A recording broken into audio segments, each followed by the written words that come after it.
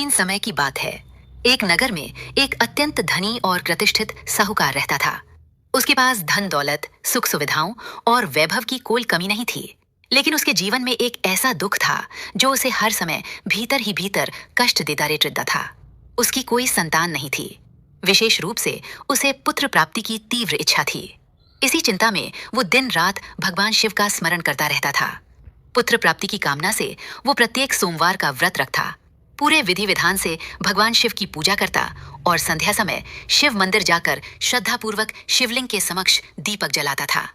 उसकी अटूट भक्ति और श्रद्धा को देखकर एक दिन माता पार्वती ने भगवान शिव से कहा, हे प्रभु, ये साहूकार आपका परम भक्त है।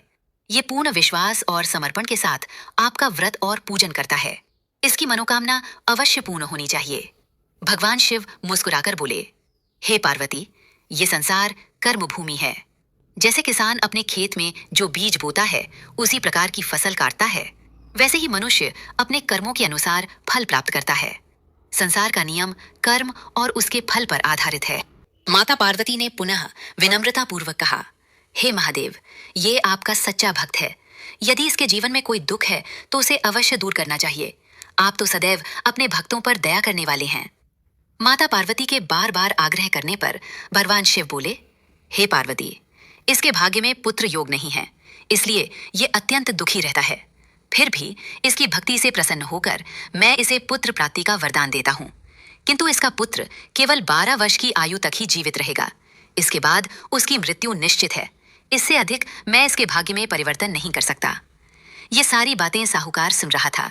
पुत्र प्राप्ति का वरदान मिलने पर भी वो पूर्णतः प्रसन्न नहीं हुआ, क्योंकि उसने अपने पुत्र की अल्पायु का रहस्य जान लिया था। फिर भी उसकी श्रद्धा में कोई कमी नहीं आई।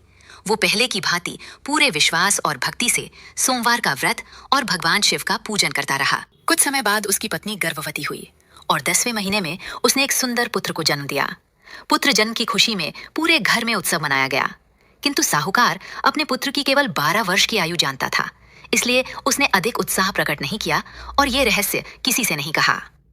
समय बीतता गया, बालक बड़ा होने लगा। जब वो 11 वर्ष का हुआ तो उसकी माता ने कहा, अब हमें इसके विवाह के विषय में विचार करना चाहिए। साहूकार बोला, अभी इसका विवाह नहीं होगा। मैं इसे काशी भेजूंगा, जहां ये विद्या प्राप्त करेगा। उसने अपने साले अर्थात बालक के मामा को बुलाया और पर्याप्त धन देकर कहा, इसे काशी लेकर जाओ। मार्ग में जहां भी ठहरो वहां यज्ञ कराना और ब्राह्मणों को भोजन कराते जाना। मामा और भांजा यात्रा पर निकल पड़े। वे जहां भी जाते यज्ञ करवाते और ब्राह्मणों को भोजन कराते हुए आगे बढ़ते जाते। यात्रा के दौरान वे एक ऐसे नगर पहुंचे जहां राजा की पुत्री का विवाह होने वाला था। दूसरे राज्य का राजकुमार एक आंख से काना था। उसके माता पिता ने अपनी कमी छिपाने के लिए उस सुंदर बालक को वर के वस्त्र पहनाकर विवाह की सभी रस्में उसी से संपन्न करवा दी। विदा से पहले बालक ने राजकुमारी की चुनरी पर लिख दिया कि उसके वास्तविक फेरे उसी के साथ हुए हैं और वो काशी शिक्षा प्राप्त करने जा रहा है। संदेश पढ़कर राजकुमारी ने काने राजकुमार के साथ जाने से इनकार कर दिया, जिससे बारात बिना दुल्हन के लौट गई। उधर बालक अपने मामा के साथ काशी पहुंच गया। वहां शिक्षा के साथ यज्ञ और ब्राह्मण भोजन का क्रम चलता रहा। जब उसकी आयु 12 वर्ष पूरी हुई, उसी दिन यज्ञ के दौरान उसके प्राण निकल गए। मामा ने पहले यज्ञ पूर्ण कराया और फिर विलाप करने लगे।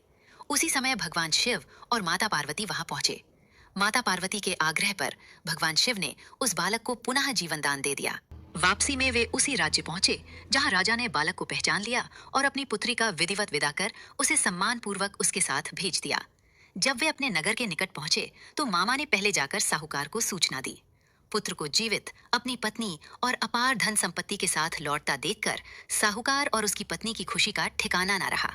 पूरे नगर में उत्सव मनाया गया। भगवान शिव की कृपा और सोमवार व्रत के प्रभाव से साहूकार के सभी दुख दूर हो गए। जो श्रद्धापूर्वक सोमवार का व्रत करता है, भगवान शिव की कथा सुनता या सुनाता है, उसकी मनोकामनाएं पूर्ण होती हैं और जीवन में सुख समृद्धि का आगमन होता है। यदि आपको सोमवार व्रत की ये पावन कथा पसंद आई हो तो कमेंट में श्रद्धापूर्वक ओम नमः शिवाय अवश्य लिखें। हर हर महादेव।